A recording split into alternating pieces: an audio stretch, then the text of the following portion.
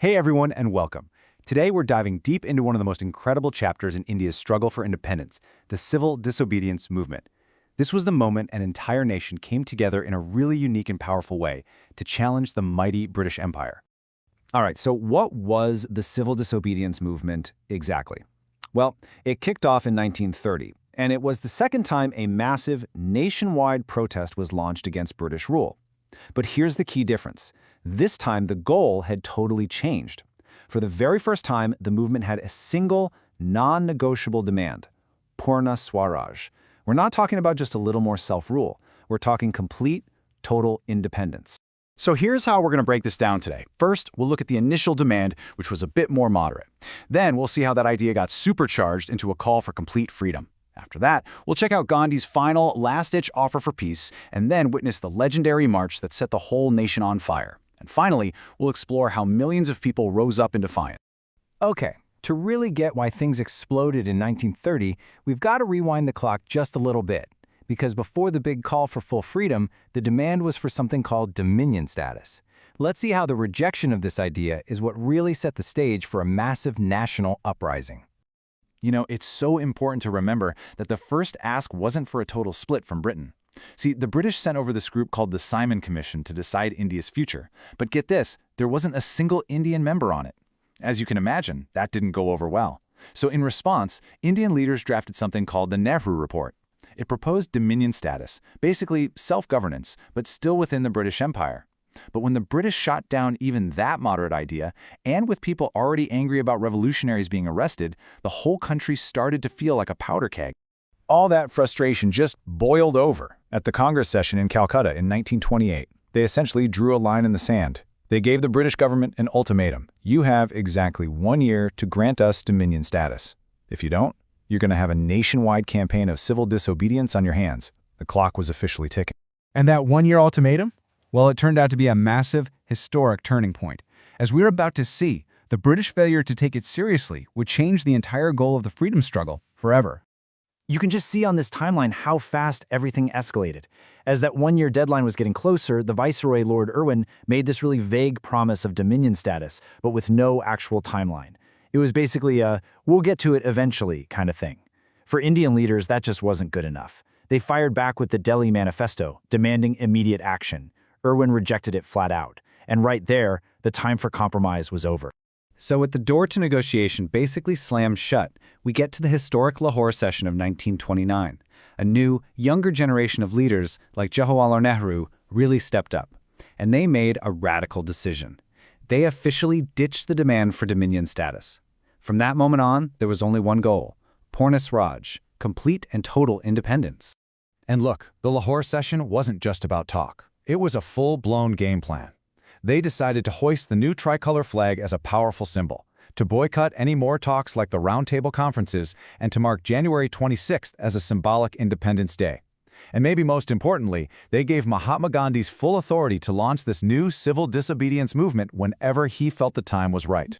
Now, even with the green light to kick off a national protest, Gandhi, who was always thinking 3 steps ahead, decided to make one last strategic move. He presented an ultimatum to the British, one final chance to see if this massive conflict could be avoided. He didn't just make a vague request. He presented the British government with 11 very specific demands. It was a clear, actionable list of problems that needed fixing. And this, right here, was an absolutely brilliant piece of political strategy. These 11 points weren't just for one group of people. They were carefully chosen to bring the entire country together. There were things in there for farmers, for industrialists, for the middle class, and for the poor. The whole point was to build this massive, unified coalition for the fight that was about to come. Just look at what these demands covered. For farmers, a huge 50% cut in land tax. For business owners, protection for Indian industries. For pretty much everyone, less money spent on the military, which meant more money for India, and the release of all political prisoners.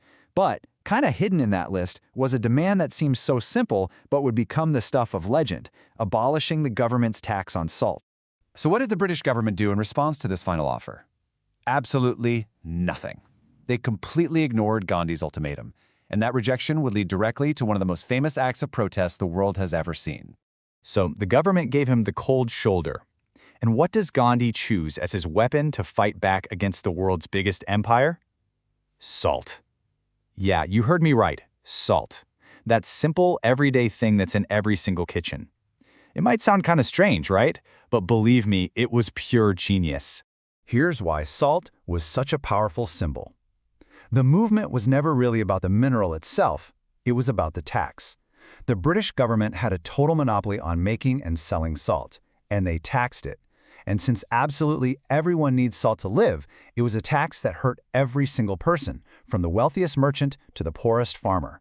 It became the perfect symbol of an unfair and oppressive colonial rule. So picture this. On March 12, 1930, Gandhi and 78 of his followers start walking. For 24 straight days, they walked over 240 miles. News spread like wildfire, and huge crowds gathered to see them pass. The world was watching. Finally, on April 6th, they reached the coast at a village called Dandi, and there, Gandhi bent down, picked up a handful of salty mud from the ground, and symbolically broke the British salt law. Just like that, the civil disobedience movement had officially begun. With this one powerful statement, Gandhi completely reframed the struggle.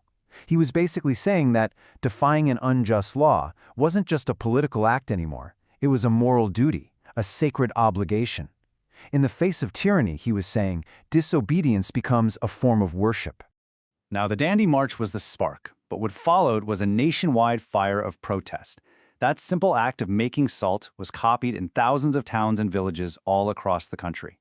And the movement grew way beyond just salt. All of a sudden, people were picketing shops that sold foreign goods. Farmers were refusing to pay their land taxes. Lawyers walked out of British courts, and government workers actually resigned from their jobs. It was this massive, multi-front, but completely non-violent attack designed to bring the British administration to a grinding halt. Of course, the British responded with mass arrests. They thought if they just took the big leaders like Gandhi off the board, the movement would collapse. But they were wrong. Because the movement had empowered so many ordinary people and local leaders, the struggle just kept going with incredible strength. It had become something that didn't need a single leader. It was now self-sustained. So as we wrap up, it's worth coming back to this question. How did this one simple act, making salt, manage to shake the very foundations of the most powerful empire on Earth? Well, it's because it turned a basic household item into this huge symbol of national pride, of economic freedom, and of that unstoppable demand for Purna Swaraj, complete independence.